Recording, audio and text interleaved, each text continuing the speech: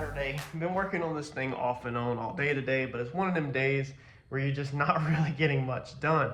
Uncle Mike stopped by. We hung out Friday night, worked at the shop doing some construction activities, and then he stopped by today and we hung out for probably over an hour discussing all kinds of stuff of this and hot rods and custom builds and car builds of the past. But I've been welding on this rocker, and on this one, I decided to do things a little bit different, a different approach.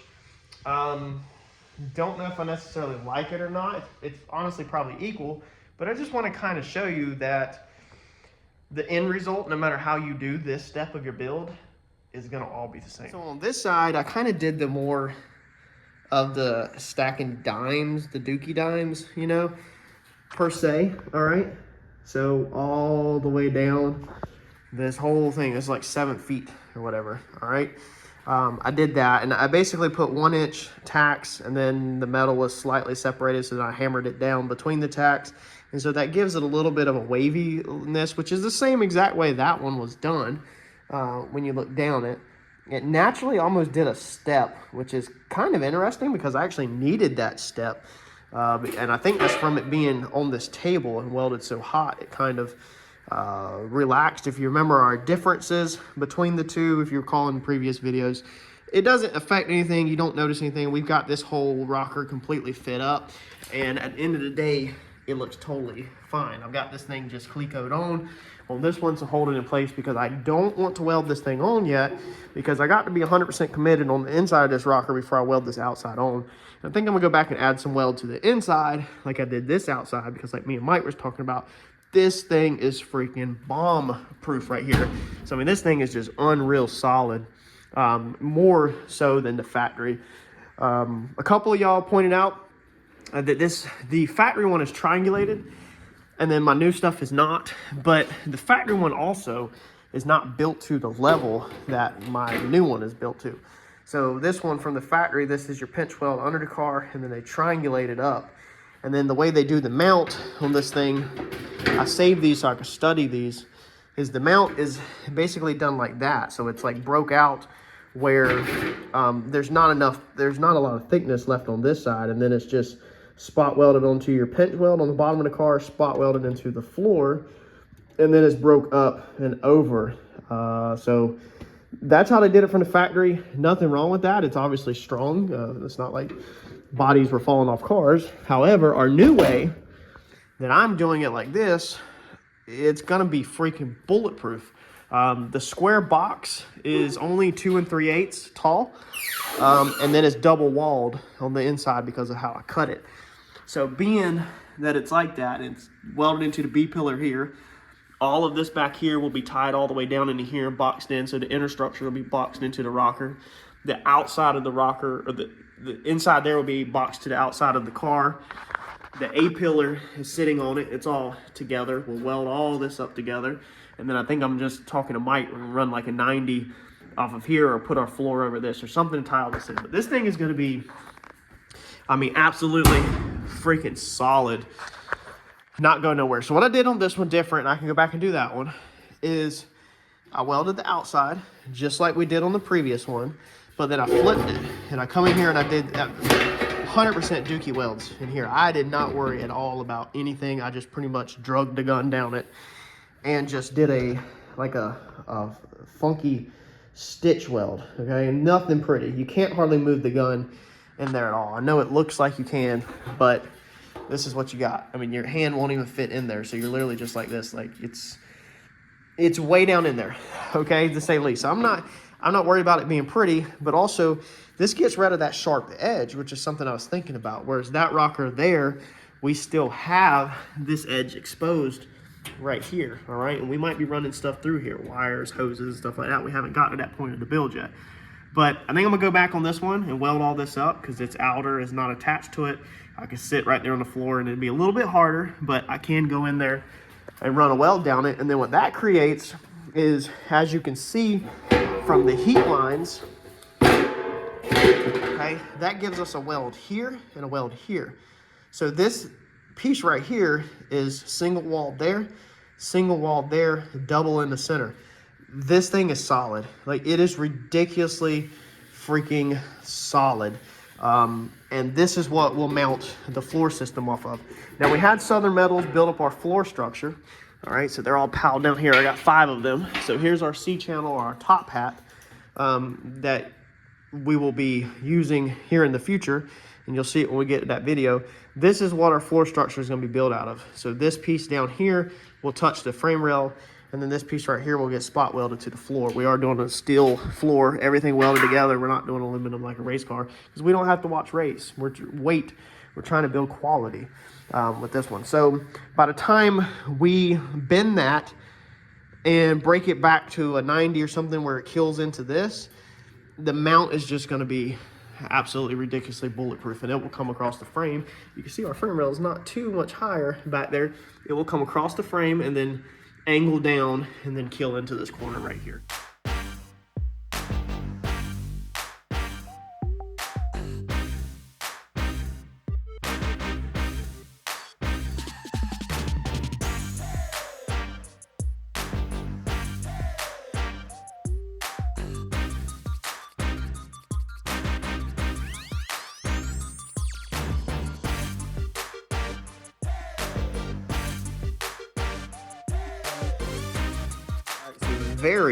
Very first issue of the whole job. So we've made it all the way this far without making any mistakes, but I just went wrong somewhere. Thankfully I called it in time, where I think it should be an easy fix. Whenever you find a mistake, you got to say, well, what did I do, or what did I just do, what did I just change to mess me up?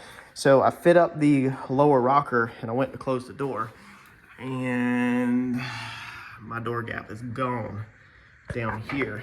As you can see, look how bad the freaking rocker panel is, or the B-pillar is overlapped the door. I have no clue what went wrong. So the only thing I can say is, if we back up and we think, well, what did we just change? Everything was perfect until we just did one thing, and that is I cut out this red bar right here. So this brace, this panel was a little floppy whenever I put the red brace in, and I did do one thing I probably should not have done. And I thought about it after I welded it in place, but I said, well, we'll just roll with it and it should be okay. So basically, when I cut all this loose and I welded in that red bar, I put these 3 tacks in first. And then instead of just tacking that bar exactly where it went, I bent the bar around until it straightened this B-pillar out where I felt like it needed to be.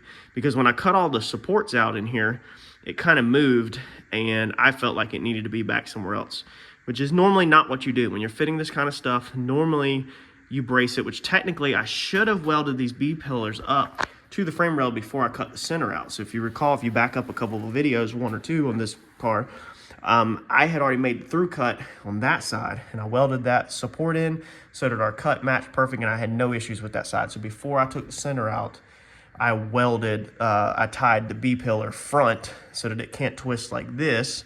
This has our spacing, so this is welded to the B-pillar. So our B-pillar can't move forward and backwards, just the front can move if you twist it, because there's no inner structure back there in the back at all. So this whole back half is just floating. And that side went fine, but this side, I decided that when I did that, I would take this red bar and I'd pull it back like that. So pulling it back like that pulls this front forward, and then I have welded it in place. I couldn't test fit because the red bar, the piece that we had here, was in the way of closing the door. So now that the piece is cut out, I just went to close the door to see what it looks like, and it doesn't match. So we need to back up. We need to cut this B-pillar loose, let this thing relax where it naturally goes.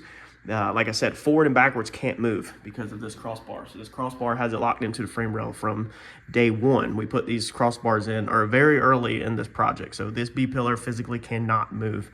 The only thing that can move is this front body line if you bend it like this. If you bend this thing around, it can move, and I think that's what it did.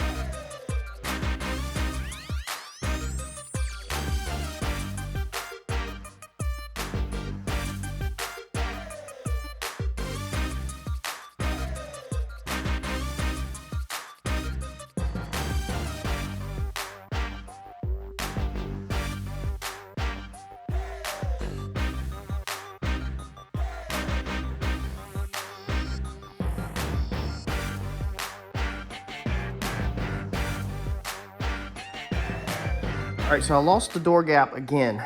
I cut it loose, we fixed it, and then I literally somehow lost it again. I've welded the B-pillar back in there again. Now I have it back, so I'm gonna show you where my mistake, I think, was. So it's been, I literally tacked it, closed it, and everything looked good, and I welded it all in there. And now I think that we have we had lost it again. We might have to cut this loose one more time, hopefully not. But not only was it the B-pillar, so the B-pillar sprung whenever I cut this loose right here. It sprung back into place. This piece right here, so this little piece right here, the standoff, all right? The standoff was like this far out whenever it was incorrect. So when you push that back all the way to the pinch weld, that's when this straightens out, because as you pull this piece in and out, it changes where this body line is whenever this is cut loose. That was where the 90 come off and went down. So technically, if the pinch weld hadn't been rusted or broke off, I'm pretty sure I just broke it off, then it would be clamped together like that. So when you clamp that together like that, that fixed all that. But then somehow it still lost it again. It was now too tight in the center, and just wasn't correct at all right there either. So I stood back, and sometimes you have to evaluate and you say, what is going on? Well, our back half is technically still not 100% secure. That's the reason why it's so important really for us to weld in this C-notch and get our 2x2 frames out and reconstruct the back, so that the back of this body, because for about a 45-degree angle through here, this whole back will wiggle around, because the pipes that I put on here the other weekend, if you recall, whenever I put this thing on dollies to move it, they're real flimsy. Like now they're not even touching. I got bottle jacks back here, so these pipes aren't even touching. That one over there is not even on it at all. All right, you see how much I jacked that up? Because I kind of was using the bottles to line this piece up, but what we got to remember is there's a lot of rot still down here in this lower piece, so this lower piece is not gonna look 100% right. We still haven't hammered a dolly, none of this out, so this back half literally will move all over the place, this right here, because it's not mounted to anything at all. And so I think that's what it was. It was the combination of just all the weight. This bar has settled over the week or so back there, and me and Mike did climb in through the back yesterday to look at the airbag mounts. You know, maybe we push just a little bit of weight down on it and bend it, and when this back of this car bends down, that pushes the pressure on the B-pillar. What it does is it pushes pressure right here on this metal. So when I'm looking at my back, because in theory I don't know where the back is supposed to be, it can be anywhere, but when the back is hanging way down, it bulges this B-pillar quarter panel area out. As you stand that back up like this, it will suck this back in, because it's not pushing everything forward, making this metal out. So now this don't really have no play in it on either side. So I think we're back okay. All of them look good now. It opens and closes better than it did. I am still a little tight at the bottom right here. I'm gonna try to just hammer and dolly that forward, because from that curve up looks amazing. It's just this curve down. I might have to cut it loose again though. I'll see what happens.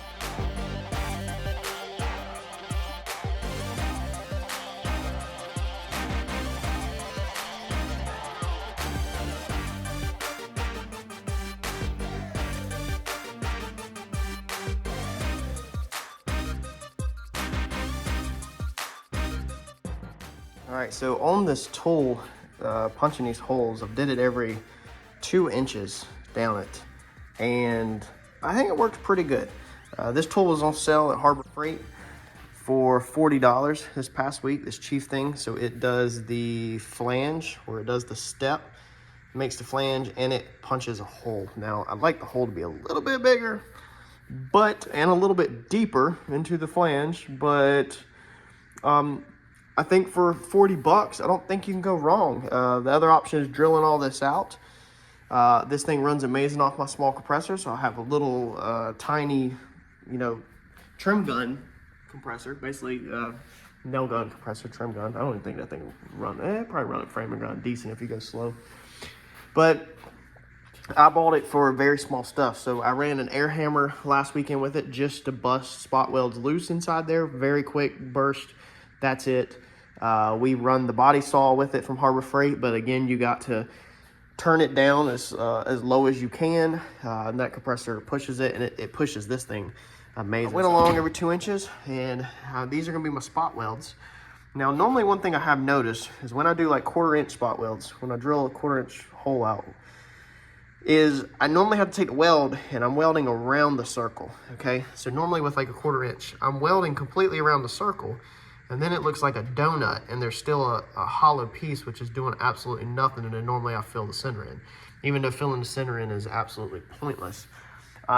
So stepping this thing down to this size hole, I don't know what size this is. It's bigger than an 1/8, smaller than a 1/4. I can't remember the specs on it.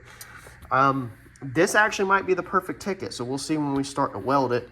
I think one burst of weld in a circle will fill that all the way in, bond it to the other piece, and we should be good to go. So I think that'd be pretty decent. I mean, versus the other option was to stack dimes all the way down and butt weld it. And I'm just trying to go for a little bit cleaner of a look on this one, on this build, and a little bit higher. I was looking at the old school ones that are mounted to the bench, and you pull them down and they punch holes. I almost had one on Marketplace, but his biggest die that was in it was the exact same size as this Air one. The other weekend when I bought this, I think it was last weekend. And he said that I could get more used. I mean, it was a real old school hole punch tool, but I decided that the Air one is more practical. I don't have to mount it and pull down on it and everything. And like I said, I think this thing is honestly going to weld up pretty good. I think that's going to be a one shot. Put some heat to it, but turn it around in circles, burn it in, and I think that's going to be freaking solid. So now, before I get started welding this in, two things. I'm checking left to right side measurements. So I'm checking the back of the A to B pillar and the front of the A to B pillar, the exterior body lines on them, where the door meets up to the body. And the passenger side, which looks amazing, is actually just a touch bigger by an 1/8 than, or no, the driver side is actually a touch bigger by 1/8 than the passenger side.